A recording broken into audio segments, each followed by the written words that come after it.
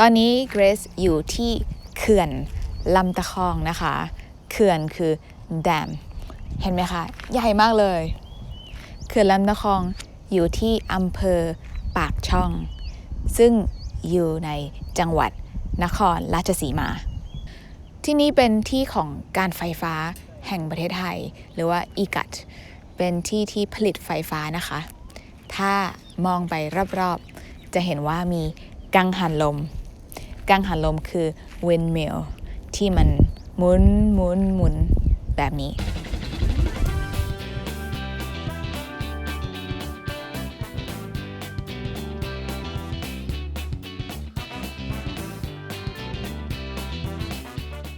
ที่นี่เราสามารถ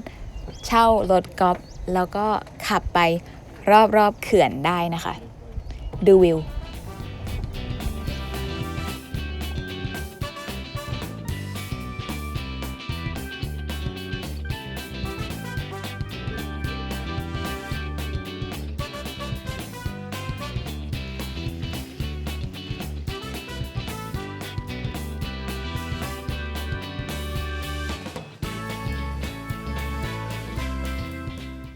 จุดชมวิวนี้มีพระพุทธรูปด้วยนะคะข้างหลังก็จะมีพญานาคเนี่ยค่ะแบบพญานาคเป็นงูโบราณของไทยงูในตำนาน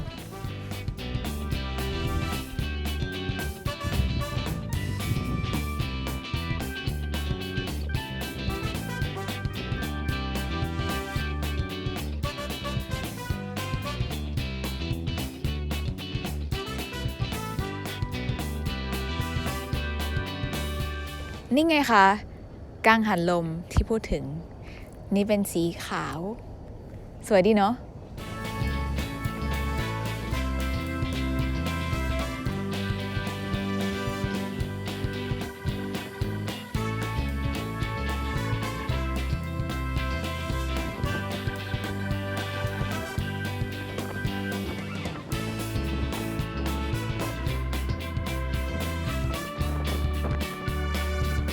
ที่นี่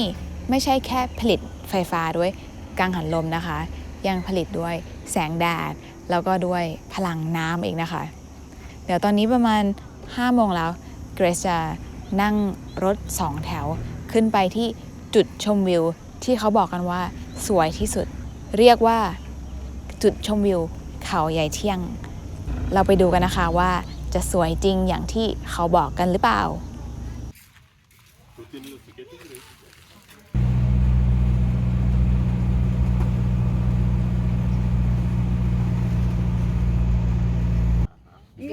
รถด่วนรถไฟมันจะทำกลม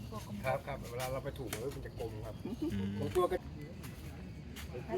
กาแฟแบบนี้กาแฟ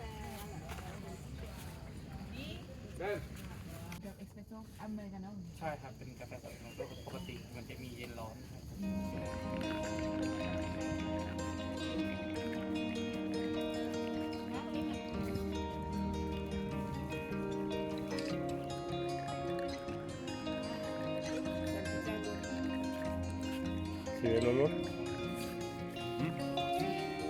นี่ไงคะ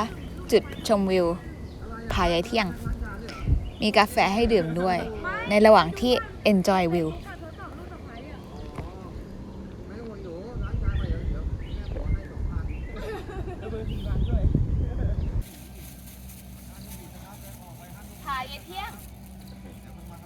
เมื่อก่อนแถวนี้เป็นป่าดงดิบหมดเลยนะคะ